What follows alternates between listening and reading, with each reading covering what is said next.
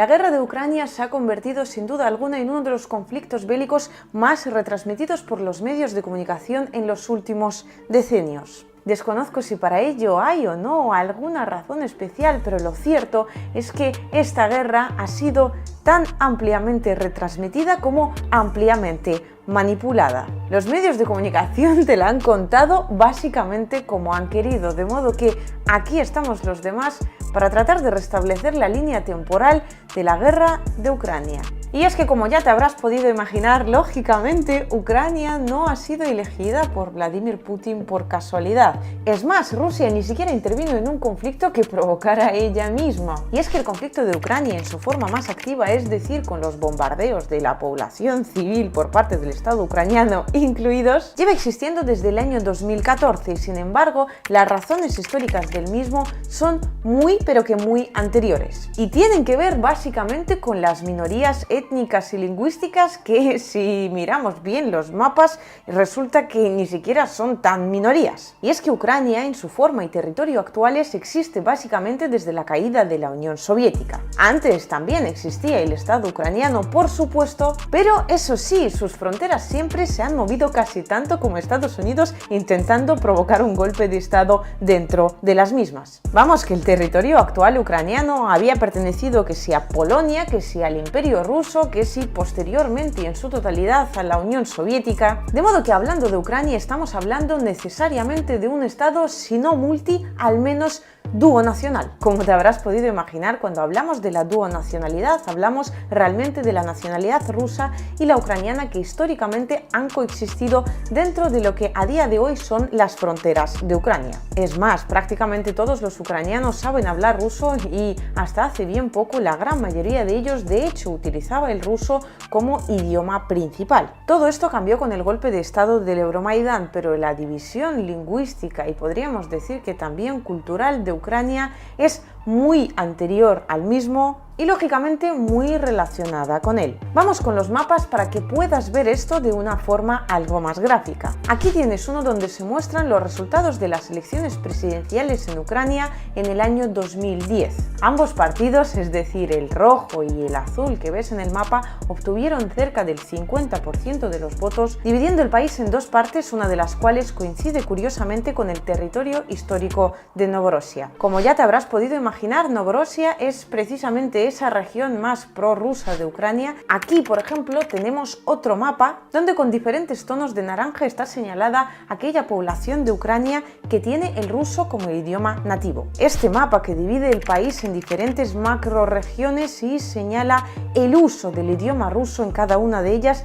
es aún más claro. Aquí puedes ver cómo, una vez más, la región de Novorossiya, que es precisamente donde a día de hoy está transcurriendo la operación militar especial de Vladimir Putin, que es precisamente aquella región donde el uso del idioma ruso es tan sumamente dominante que supera con creces el 50% en todos los casos, sin excepción. Aquí es fundamental recalcar que cuando hablamos del idioma realmente no solo estamos hablando del idioma. Y es que en el caso de Ucrania lo que dividía el país no solo eran el ruso y el ucraniano, que también, sino incluso la forma de ver la vida política y social del país. Es decir, mientras una parte de Ucrania ansiaba, o al menos eso decían en la Embajada de los Estados Unidos de América, unirse tanto a la OTAN como a la Unión Europea, la otra quería tener unas muy buenas relaciones con Rusia. Esto lógicamente representaba una grandísima complejidad para la gobernabilidad del país y por lo tanto podía ser aprovechado por algunos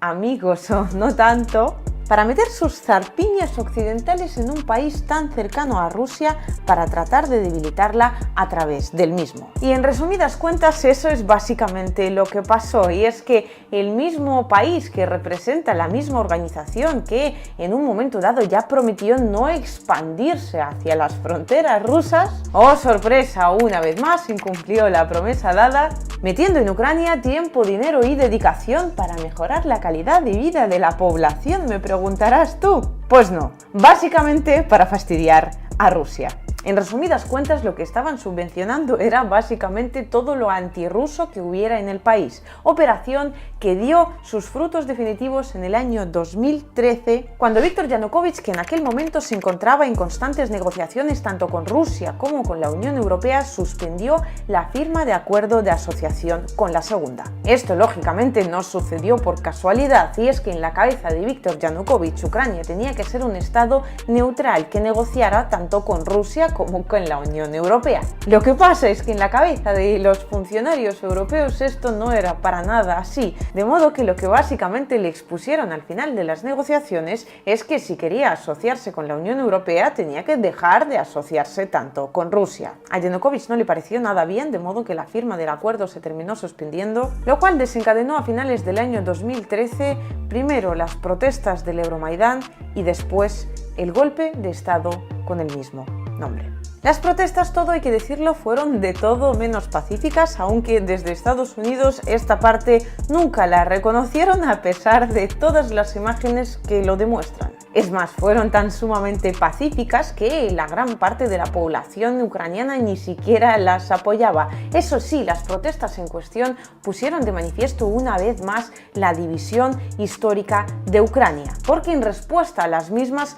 surgieron las protestas del anti-Maidán, donde la parte prorrusa de Ucrania se manifestaba para pedir la devolución del país a la legalidad vigente. No pudo ser, de modo que en febrero del año 2014 tuvo lugar el golpe de Estado del Euromaidán, que básicamente consistió en que suficientes diputados del partido entonces gobernante dimitieran de sus escaños, posibilitando con ello que la oposición hiciera básicamente lo que le saliera de los escaños, entre otras cosas destituir a Viktor Yanukovych y nombrar un gobierno provisional. Como os podréis imaginar, las manifestaciones prorrusas no hicieron más que crecer a partir de ese momento, y aquí tenemos un mapa que demuestra una vez más que la región de Novorossia nunca estuvo de acuerdo con el golpe de Estado del Euromaidán. Un golpe de Estado a todo esto tan trágico para el país como subvencionado por los Estados Unidos de América. Hay multitud de pruebas de esto. Medios de comunicación ucranianos que cobraban de empresas estadounidenses, políticos ucranianos que hacían lo propio, y si tuviéramos que nombrar algún signo especial podríamos recordar a la entonces responsable de política exterior para asuntos europeos y euroasiáticos, Victoria Nuland, cuyas conversaciones con el entonces embajador de Estados Unidos en Ucrania trascendieron a la luz, demostrando con ellas que Estados Unidos no solo subvencionó y ayudó a organizar el golpe de Estado del Euromaidán, sino que prácticamente lo ideó, puesto que en las conversaciones en cuestión la señora Nuland le explicaba al embajador estadounidense a qué político ucraniano había que poner en qué sitio, incluso pronunciaba la famosa frase de And, you know, the EU. Que es, a juzgar por los resultados de las recientes sanciones que Estados Unidos obligó a la Unión Europea a aprobar a raíz de la operación militar especial rusa, exactamente lo que dicho país terminó haciendo con la Unión Europea 8 años después. A cualquiera nos pueden pillar una conversación mala y malinterpretarla.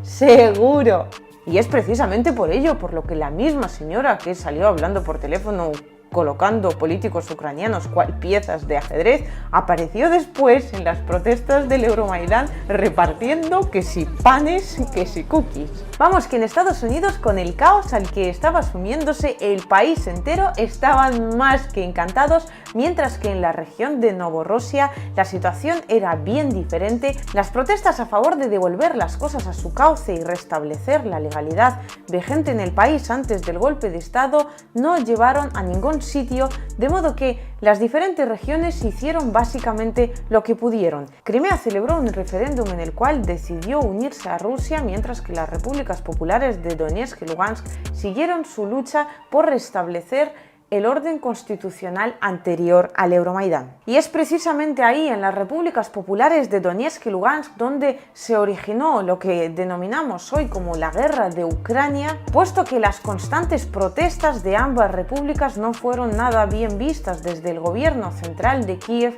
que comenzó su lucha contra la insurgencia prorrusa vía constantes bombardeos de la población civil, inaugurando con ello la época más oscura de la historia reciente de Ucrania, la guerra en Donbass. Este parecía haber llegado a su culmen cuando a finales del año 2014, tras largas negociaciones entre Ucrania, Rusia y la OSCE, esto es la Organización para la Seguridad y Cooperación en Europa,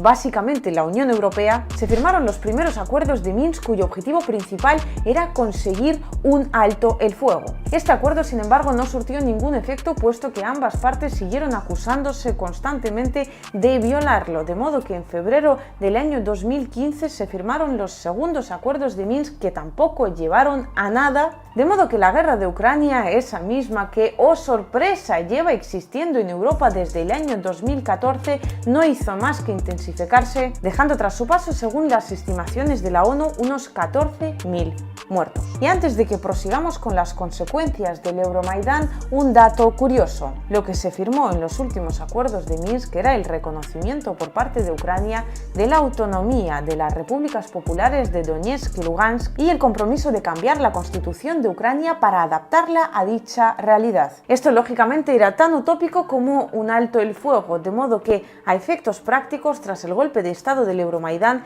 el país entero se dividió en dos, poniendo de manifiesto una vez más la división étnica y cultural que ya habíamos visto en los mapas. Ambas partes del país comenzaron su andadura básicamente por separado, y es que mientras en Donbass seguía la guerra, en el resto de Ucrania emergió la rusofobia. ¿Cómo lo oyes? Las autoridades del país se dedicaron básicamente a erradicar todo lo ruso que en él hubiese, que a todo esto, teniendo en cuenta los mapas que habíamos visto con anterioridad, era bastante. Esto se manifestó básicamente a todos los niveles. Se prohibió hacer letreros en ruso, se estableció un mínimo para las canciones ucranianas que tenía que haber en la radio, incluso en los programas de televisión solo había una pequeña parte del tiempo en el cual los presentadores pudieran hablar en ruso. Ya no había cine ruso, tampoco se podía estudiar ruso en el colegio. Lo ruso se convirtió en lo más perseguido de Ucrania, y esto no podía no terminar teniendo consecuencias terribles, teniendo en cuenta que antes del año 2014 el ruso era el idioma más usado en su día a día por más del 50% del país. Y bueno, para terminar este tan tolerante y democrático cuento en algún sitio, mientras Ucrania seguía bombardeando indiscriminadamente a la población civil de Donbass y prohibiendo todo lo ruso que hubiera en el país, emprendió su camino hacia la democracia estrechando lazos con la OTAN, una magnífica organización puramente defensiva especializada en arrasar aquellos países que no la habían atacado antes. Un saludito para Libia y Yugoslavia. Un dato curioso, el último mapa que os enseño: elecciones presidenciales en Ucrania en el año 2019, donde el partido prorruso, que posteriormente fue ilegalizado en la tan democrática Ucrania, bendita sorpresa, obtenía la mayoría de los votos en las partes de las repúblicas populares de Donetsk y Lugansk, entonces ocupadas por Ucrania. Y bueno, fue básicamente así como, con el beneplácito y el apoyo de Occidente, Ucrania se fue convirtiendo poco a poco en lo que Vladimir Putin recientemente calificó como enclave anti-Rusia, y acercándonos al estallido del conflicto entre Rusia y Ucrania, eso sí, en el año 2022, la entrada de las tropas rusas se debió básicamente a que en febrero del año 2022 Ucrania aumentó significativamente las hostilidades en la zona de Donbass, de modo que las repúblicas populares de Donetsk y Lugansk se vieron obligadas a pedirle ayuda y apoyo a Rusia. Pidieron a Vladimir Putin que reconociera la independencia de ambas repúblicas de forma oficial, de modo que el ejército ruso pudiera entrar a defender ambas repúblicas del ejército ucraniano. Ucrania continuó con los ataques, Rusia reconoció las repúblicas y todo lo demás ya lo conocemos muy bien. Hay que ver lo diferente que es la historia cuando uno se aleja un poco de la propaganda otanista, y es que esto los medios occidentales jamás te lo contarán, porque contártelo significaría reconocer que gran parte de la culpa por lo que está pasando en Ucrania a día de hoy la tiene precisamente la Unión Europea. Y es que mientras Rusia estaba reclamando durante años el cumplimiento de los acuerdos Minsk I y Minsk II, la Unión Europea hizo caso omiso. Una negligencia que costó muchísimas vidas de civiles y que hoy se tapa a base de propaganda, porque es muchísimo más fácil echarle la culpa a Vladimir Putin que reconocer que la guerra de Ucrania podía haberse evitado desde Europa.